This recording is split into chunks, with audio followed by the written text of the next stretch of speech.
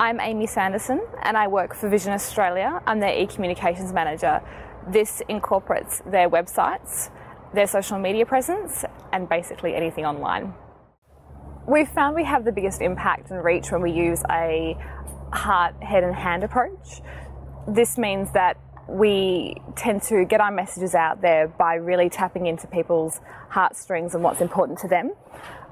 For us, we are able to leverage off Seeing Eye Dogs Australia, the children's services, and really connect with people on that personal level.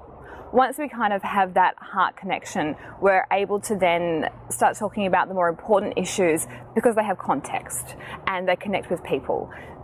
For example, when we're using social media, we'll be going out with a lot of these softer issues, and then after a while we're able to start introducing some of the core services that we have and why they're essential and why people should be engaged, and that makes it a lot easier for people to connect with us. When we use social media, we're really aware that we need to first have a nudge or a link that pulls the user in. We tend to leverage off the various business units that we're lucky enough to have here. We have Seeing Eye Dogs Australia and their adorable puppies. We have children's services. These tend to attract a large amount of users. Once we have them, we can then softly start integrating the messages that are really important for people like employment services.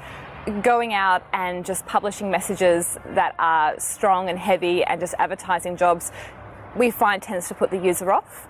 By first getting their trust and also keeping their interest through a variety of content, we have a lot more success in getting the essential issues out as well. One social media campaign we've had a lot of success with is something we call the Lucy story. With the recent changes with the National Disability and Insurance Scheme, we created an animation of a young woman called Lucy. The animation made it very friendly and approachable for people to be able to view. We made it very short. We showed her walking through a day of her life, pre being diagnosed with her condition and afterwards, and also what it would have been like if Vision Australia hadn't been able to offer those services.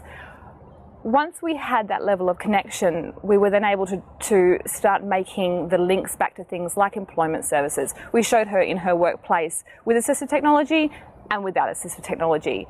But by approaching the issue in a very user-friendly way, it made it a lot easier for people to be able to make that connection and then understand what we could offer as an organisation.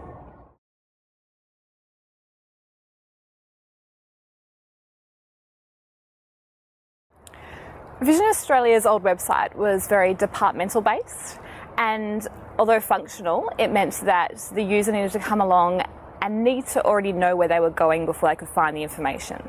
When we looked at redeveloping the website, one of the main things we were trying to keep in mind was the user approach. So looking at the main user groups, what they wanted to achieve when coming to the website, and then basing the heading structure and the main navigation around that approach. This has a couple of benefits, and one of the main things we're finding is that it means that if somebody's looking for employment services or not looking for employment services, if they go into living independently, they find information about living at home, getting around in the community, orientation and mobility, and they see employment services. With the employers, one of the main things we did with the employment services section of Vision Australia was divide the information up into two sections. For the clients, who would be the job seekers, and then for the employers themselves. We have a section called Business and Professionals, and that's where we've put all the information for the employers.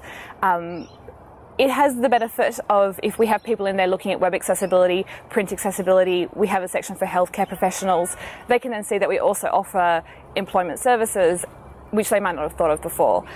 This also has the benefit as well of having all their information in one section for them, and we can tailor that and use the right voice and approach for that. We have different ways they can contact us, but we have contact forms which they can fill out and come straight to us. For job seekers, one of the main things was to make it all AA accessible, which is to be taken for granted with a website like Vision Australia's. So we made sure we had all the accessibility controls necessary for them.